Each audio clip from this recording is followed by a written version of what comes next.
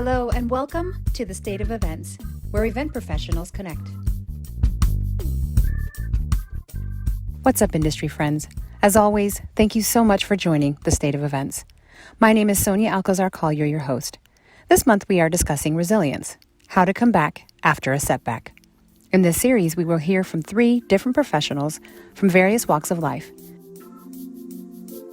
Carolyn R. Watson, PhD, is a graduate of New York University.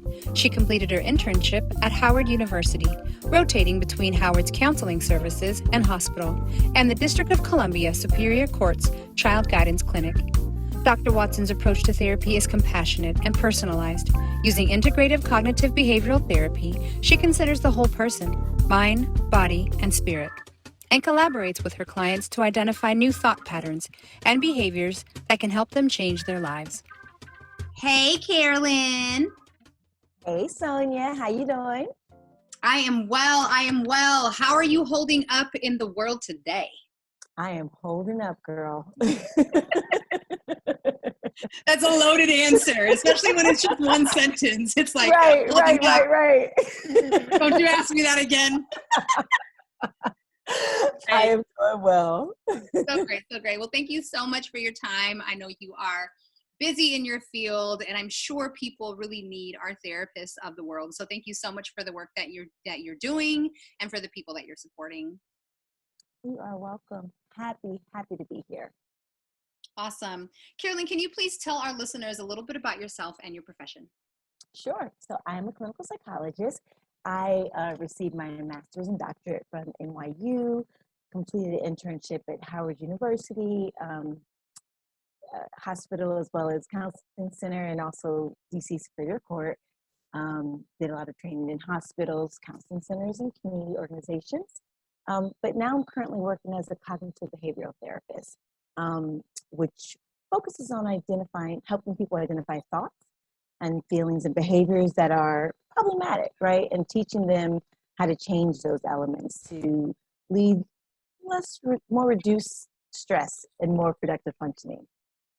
But as I think about my career, my vision, and my purpose, I'm really passionate about partnering with people and helping them overcome challenges, right? So particularly focusing on anxiety, depression, and life transitions. As a cognitive behavioral therapist, what are some of the ways that you actually support your patients and take them through healing? One of the things we do first is starting with our thoughts, right? Because our thoughts are super powerful.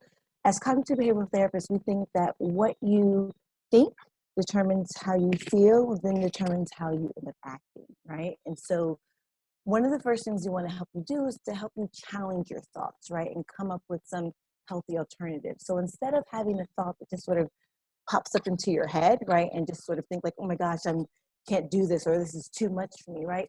Push back at it, right? And examine what's the evidence for and evidence against that thought, right? So part of that is what we call cognitive restructuring. Another thing we do is help people to sort of lean in, right?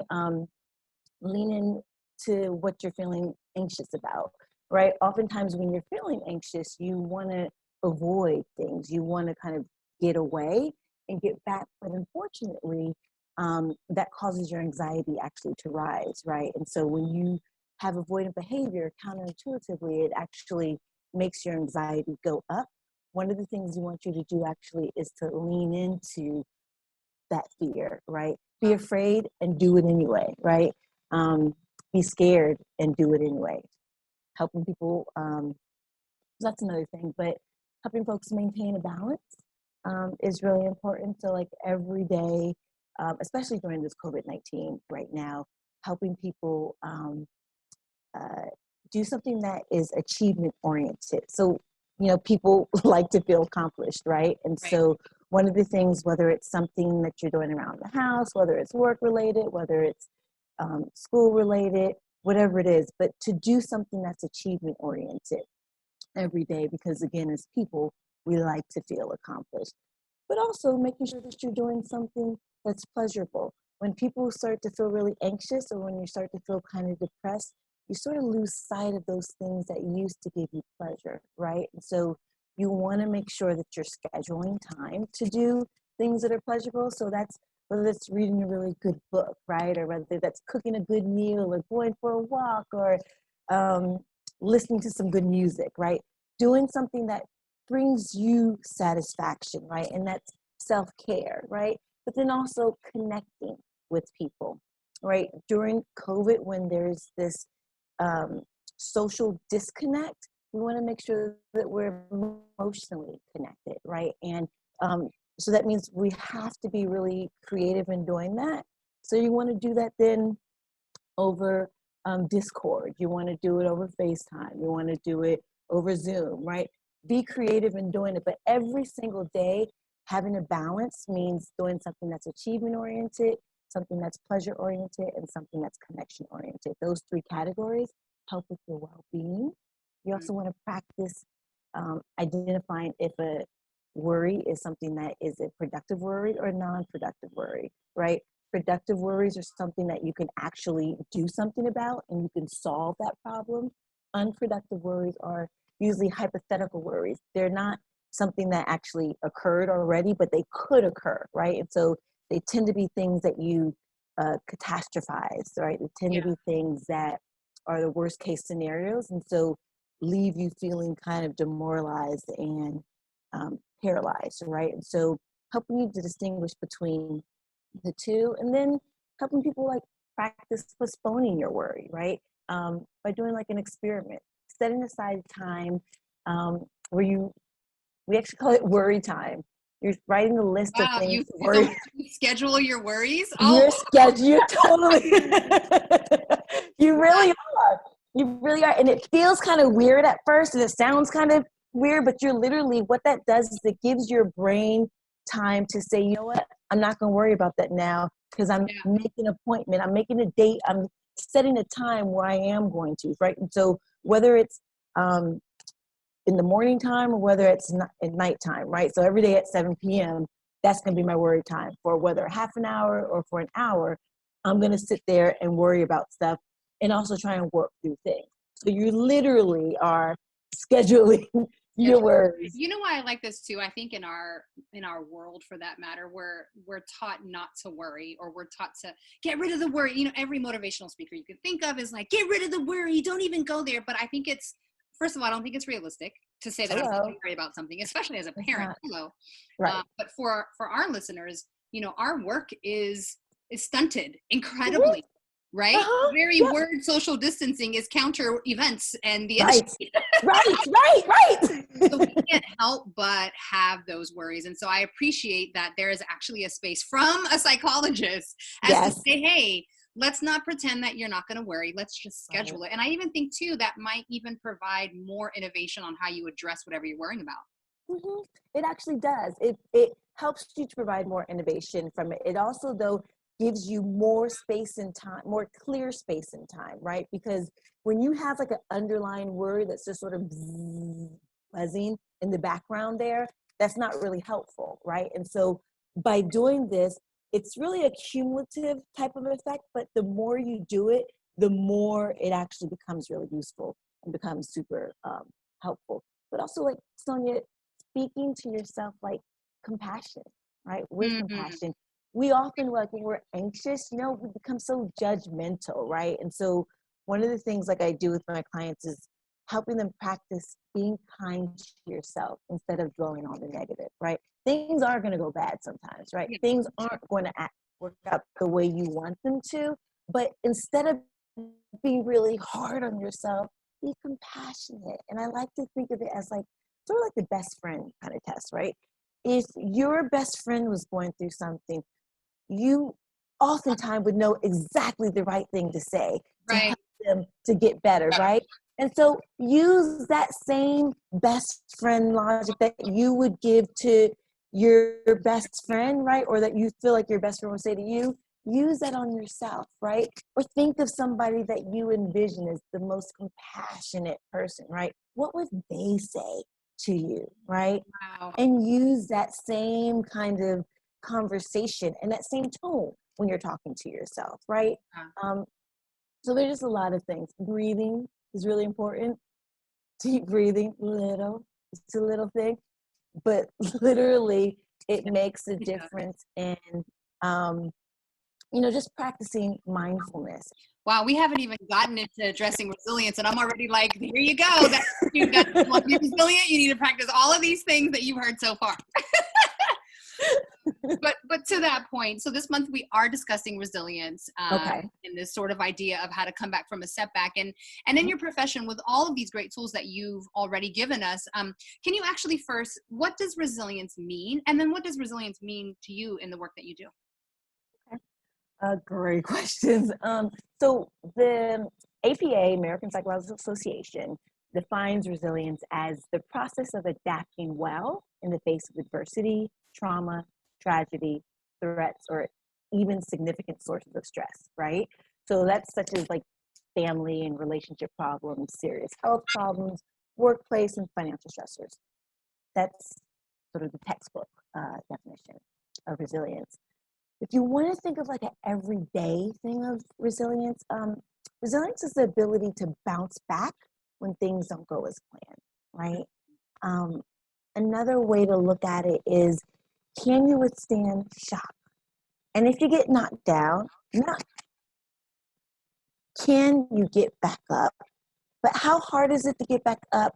And can you not just get back up, but can you stand and can you rise, right? Mm-hmm. And so it's almost like a mindset. It's a way of looking at things with a positive spin, right? Where you say, how do you create opportunities out of challenges, right? But it's a choice that you're actually making. How are you going to try and do well under difficult circumstances? Just in knowing a lot of the colleagues that I have in this space, the event space, we're so good at problem solving. We literally, at an event that you're working, or what if you're a service provider and you're providing something, you literally have to be what's that phrase? Not conflict resolution, but almost like I just have to, in the moment, figure out, an answer to something, or how to put out a fire quickly. And you kind of have to, and I'm almost like, if we're so good at doing that for our clients when we're at an event, how much better should we be for ourselves in being able to identify the own fires in our own life and say, hey, as quick as I am when I'm out in the space at an event, I need to be that much quicker with myself in overcoming adversity and putting out my own personal fires. So, you know what, that's a good point. What it makes me think about actually is that resilience, I think, is something that can happen individually, but it also is something that happens collectively. It's reaching out to other people to kind of get help when you need it, right? Yep. And to not try and feel like you got to do it all by yourself, right? Yep. So where is your network?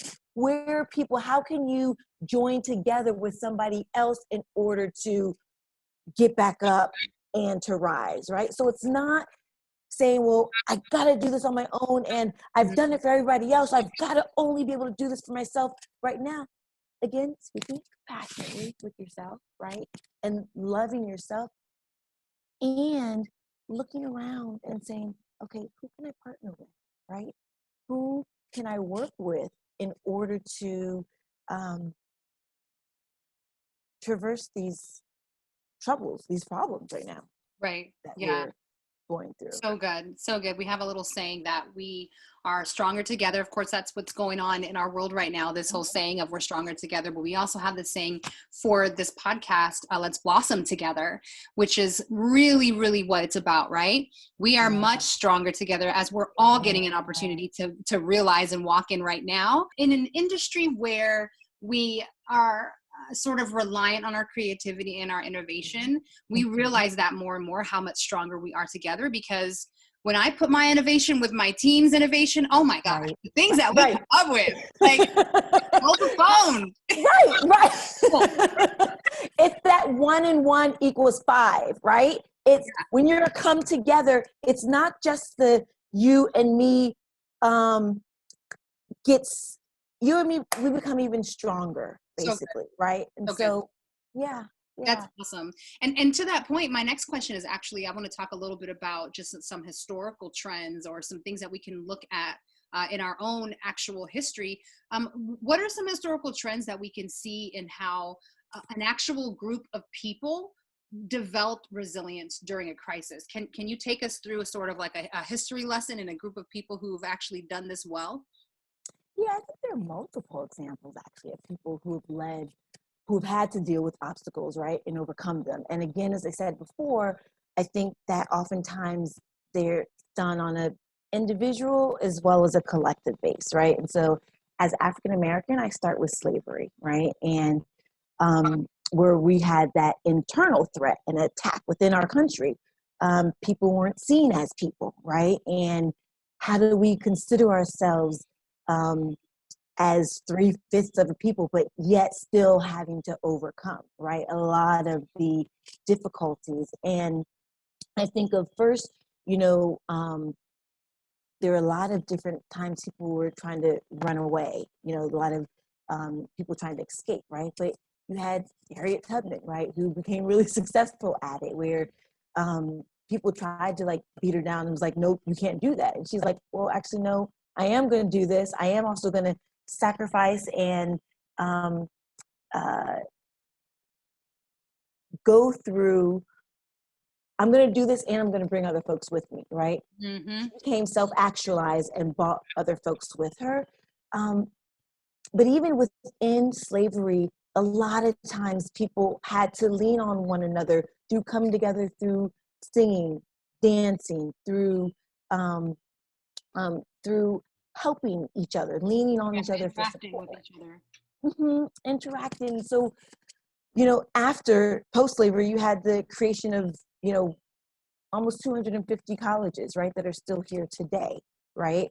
That helped, again, show a sample of what it's like for resilience, right? Because after slavery, people were emancipated. You could just sort of stayed down and been feeling like defeated. I can't go on. I can't do anything, right? But people did rise, right? I think of the post or civil rights, right?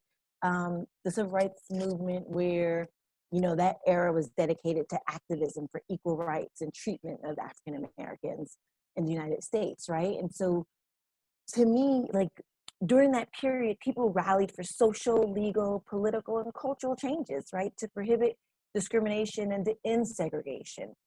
And one of the greatest achievements of the civil rights movement was the Civil Rights Act, right? Which led to greater social and economic mobility for African Americans across the nation and banned racial discrimination, right? So that was an instance of resilience there, where again, people are coming together. It's not something that they were doing on their own, but it's something that you had to do with other people, not just for Black people and white people, and rich and poor, from the north and from the south. Like people were coming together to fight, right, and to fight for a change. Within our history here in the U.S., you can look at 9/11, right, where there was a terrorist attack. So you had an external attack, against us, and we, as Americans, had a choice to make, right? Whether not to let outsiders define us, right? Were we going to fight back and continue to engage in everyday activity, right? Which one were we going to do? And you saw that, people had tragic things that happened to them, whether families who died, family members who died or injured, but people, as Americans, we are still encouraged to go and live your lives, right? To go back on planes and to keep flying, to travel, to go back to work, right? It was a critical thing to help us as a country and as a people to sort of mobilize, for actually our economy, but just society and the collective psychology, not to let tragedy bring a superpower to a standstill, right? So that was something. But then like now we have COVID-19, which is like an existential threat, right?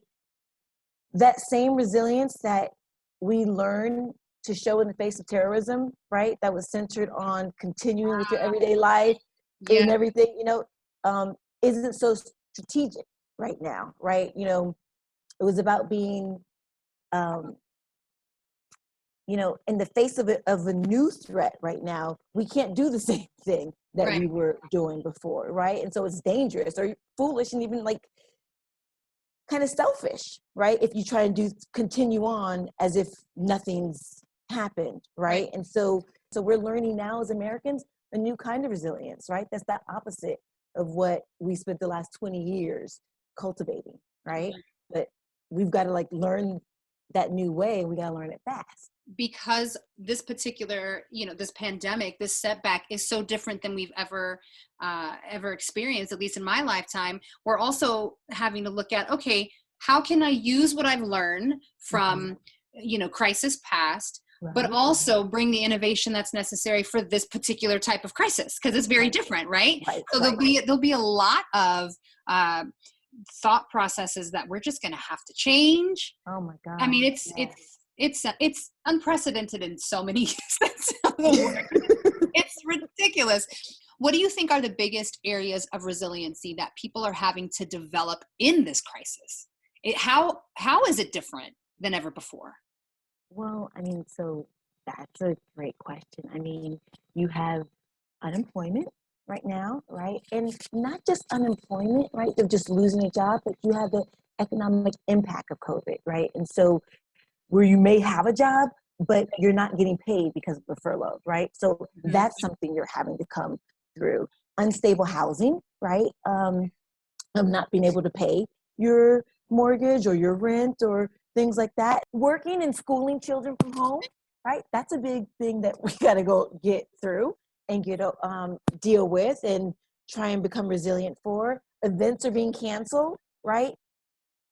Not just personal life events, right? Marriages, you have graduations, every celebratory event you can think of. All kinds, exactly right. Birthdays, you have like all kinds of things, but mitzvahs that are being canceled right now. Like those are really hard, right? And so that's a transition, right?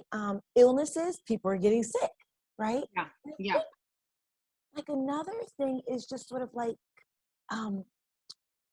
grieving. Yes. Oh my gosh, I just spoke about grieving to my husband the other day. I just spoke about grieving, and I've never had the kind of grieving for something and my grief that I shared with him yesterday was, although there are some things that I don't want to go back to, there are old normals that I don't want to go back to, I'm kind of grieving that.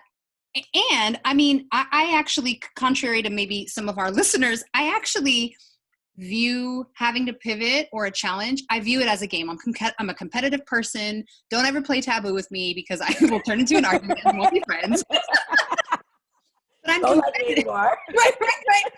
I'm a competitive person. And so it was like, oh, okay. So the world threw me this. Well, here's how I'm going to figure this out. And I'm going to use my, critical thinking and I'm going to pivot.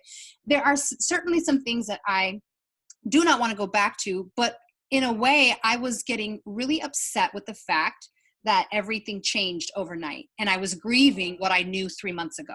I was grieving the normal of last year. Even though last year was tumultuous for me personally, I was still grieving this sense of like, yo, this thing interrupted my entire life. Hello? Yes, it did.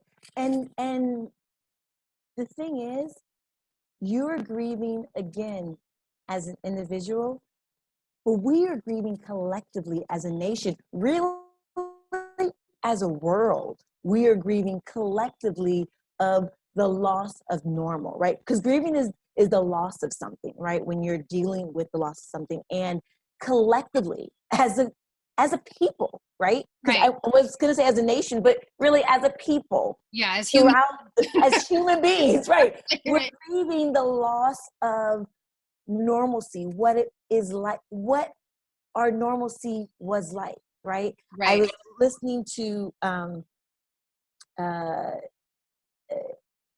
podcast with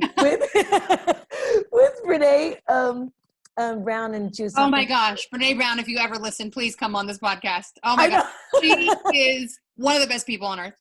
She really is. She is awesome, amazing. She was interviewing David Kessler, who wrote added a new stage to grief. He's done a 40 years worth of on grief work and everything. And one of the things they were talking about kind of together was like, wow, now not only are we grieving the loss of normal, but we'll actually kind of be going back to say, remember it was like when we used to like shake hands when we met each other, and remember it was like when we used to like, you know, meet in groups all to, you know, next to one another. Things are changing. Things are changing so quickly, right? And after we go through the stages of grief, which is denial, anger, bargaining, despair, acceptance, David Kessler, you know, developed a new one, which is meaning making meaning. Meaning making. Of wow. Meaning. What's making a meaning of that grief and of that tragedy, right? Mm. And so we as a people are having to go through this grief. And a part of when you're talking about like, so what is it that we are, you know, gonna have to go through? What are some things that we're trying to be resilient for? Like going through those stages, getting through that acceptance, right? Because people are like, no, I don't want to be here. I'm mad, right? Right. You feel it, I feel it. I don't want to be here, right? That's kind of some of the anger that's coming out. The bargaining, well, okay, I'll do this. I'll, you know, wear a mask, but, you know, have all kinds of different things. But we're going through collectively the stages of grief. Wow. In talking about that, do you ever find that some people walk into pitfalls either during or after a crisis that actually makes it so that they can't develop resiliency? Is there a behavior? Is there a, you know, just in terms of the work that you do, is there a thought process that will lead you to, hey, you know what, that's almost so much so is it like, hey, that's not resilience. Can you paint a picture of what resilience isn't for our listeners and what resilience is? Yeah, that's a really good question, Sonia. I think one of the really big things that kind of hinders resilience and hinders people being able to make a comeback from a setback is a lack of growth mindset. Right? And so not seeing something as a challenge, right? But seeing it as like, oh man, I'm not ever gonna be able to make it. I'm not gonna be able to do this, right? And so as opposed to, well, if it doesn't kill you, it can make you stronger, but that's a choice you have to make though. Right? Wow. And so that's one thing. But another thing is a lack of acceptance, right? We need to enter the 5th stage of grief, which is acceptance, right? I talked about that a little bit earlier, you know, the first 4 being denial, anger, bargaining, despair, but acceptance, right? And so this is not temporary. Wow. Right? When are we going to get back to normal? Most likely, we won't be going back to normal, right? Instead, we'll be building a new normal, right? And so a part of, you know, the resilience that it's going to take is understanding that things can't go back to the way they used to be, right?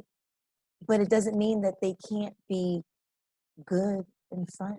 They can't be great and moving better forward, right? And better, right? So when people also, another thing that is a pitfall would be giving up, right? Saying this is impossible, right? I can't do this. This is bigger than I can handle, right? Versus, yep, this is hard, and I can get through this. Yeah. Having that kind of mindset. And I think you said it too. It is bigger than you. It is bigger than us. Wow, this is bigger than I thought. Yep, it sure. Yeah. It sure is. Yep, this sucks. Yep.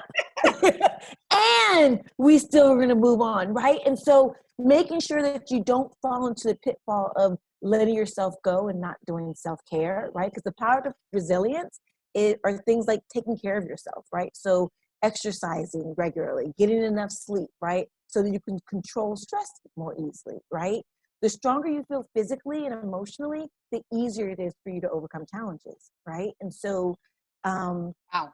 making sure that you are doing the things to take care of yourself. But, other pitfalls are, really strong emotions, getting stuck in strong negative emotions like fear, blame, and anger, right? Again, part of that is a part of grief. And so those are normal. It's a normal part of the process. But if you get stuck there, that's not good and that's not helpful, right? My husband's fascinated with them. I just like them, but I grew up with them. Palm trees, right? So the palm tree, like if you look at some of these palm trees here, I happen to be based here in Los Angeles. If you happen to look at these palm trees on like a super windy day, those palm trees bend like a rubber band sometimes, and they never break.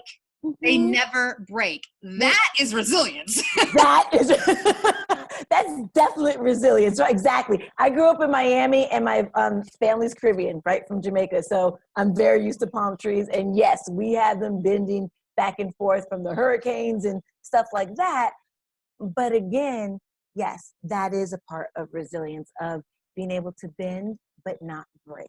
Can you give us 3 examples of just actionary steps after they listen to this, after we all have had some time to chew on this information?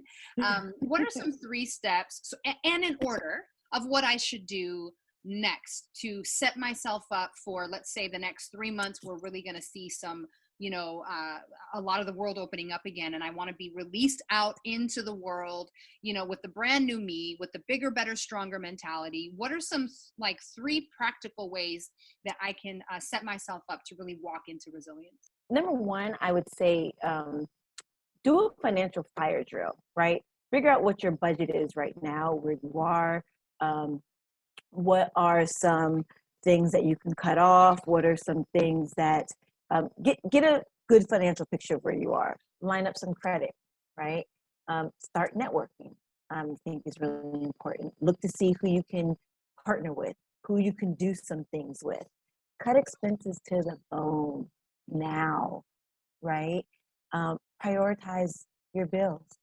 What has to get paid and what's it nice to be paid, right? Get a part-time job, diversify your skill set, find some new income, and stay positive. I would say those are some things that I think would be super helpful in getting yourself ready to be resilient and to bounce back. Schedule your worries. If you don't want to use the word worry, your cares, I don't know what it is, but Right. schedule them, and also that's also too, prioritize them, right? Yes. You're prioritizing because again, you're giving your brain some more space, right? To say, you don't have to worry about all these things in the back of your mind, right? Because your brain's thinking like, no, forget about this. Don't forget about this. And what about that, right? It's okay, got you. Let me write it down. Okay, let's write it down. But later for you now, right? Put it to the side and say, okay, now, what else? Where can I go? Oh, God. In my everyday life right now? What am I doing? Where do I need to be present right here and right now? So good. Wow. Thank you so much. This has filled me up. I hope it filled everybody else that was listening, but this was fire. So thank you. You are welcome. This is amazing. This is really good to be here with you. I definitely enjoyed it. Thank you. Thank you so much for those of you who have been listening to this episode. We've been discussing resilience, how to come back from your setback. We've been talking to Dr. Carolyn Watson. And if you want to find Dr. Carolyn Watson, Carolyn, can you tell everybody how they can get in touch with you? Sure. You can get in touch with me through email at cwatson@cognitivetherapybc.com. Again, C Watson, WATSON, at cognitivetherapybc.com.